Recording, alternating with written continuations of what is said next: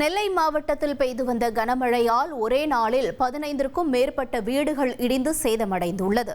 இதுகுறித்த கூடுதல் தகவல்களை செய்தியாளர் ராமசுந்தரம் வழங்கிட கேட்கலாம். ராமசுந்தரம், வணக்கம். அங்கு மீட்பு பணிகள் நடைபெற்று வருகிறதா? இந்த சம்பவத்தில் யாரும் பாதிக்கப்பட்டிருக்காங்களா? நிலவரம் என்ன? நெல்லை மாவட்டத்தில் தொடர்ந்து 2 தினங்களாகவே விட்டு கனமழை பெய்து வருகிறது. மேற்கு தொடர்ச்சி மலைப்பகுதிகளிலும் தொடர்ந்து பல்வேறு இடங்களில் கனமழை கொட்டி தீர்த்து வருவதால் அணைகளுக்கும் நீர்வரத்து அதிகரித்திருக்கிறது. தாமிரபரணி ஆற்றிலும் வெள்ளப்பெருக்கு ஏற்பட்டிருக்கிறது. இந்த நிலையில நெல்லை மாவட்டத்தில் நேற்று ஒரே நாளில் 15க்கும் மேற்பட்ட வீடுகள் இடிந்திருக்கிற மழைக்காக இடிந்து சேதமாயிருக்கிறது.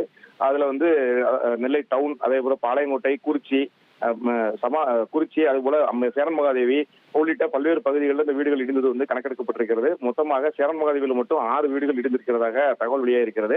அந்த வீடுகள் இடிபாடுகளில் யாரையும் பாதிக்கப்பட்டாரா என்பது குறித்து கேட்கும்போது எந்த விதமான பாதிப்பும் இல்லை, யாருக்கும் எந்த விதமான காயமும் இல்லை என மாவட்ட நிர்வாகம் தரப்பில் தகவல் தெரிவிக்கப்பட்டிருக்கிறது. இருப்பினும் அந்த வீடு இடிபாடுகள் தொடர்பாக கணக்கெடுக்கும் பணி வருவாய்த்துறை மூலம் மேற்கொள்ளப்பட்டு வருகிறது. அதே போல அந்த வாழை சேதம், நெல் சேதம் உள்ளிட்டவைகள் குறித்தும் கணக்கெடுக்கக்கூடிய பணியை மாவட்ட நிர்வாகம் மேற்கொண்டு வருவதாக தகவல் வெளியாயிருக்கிறது.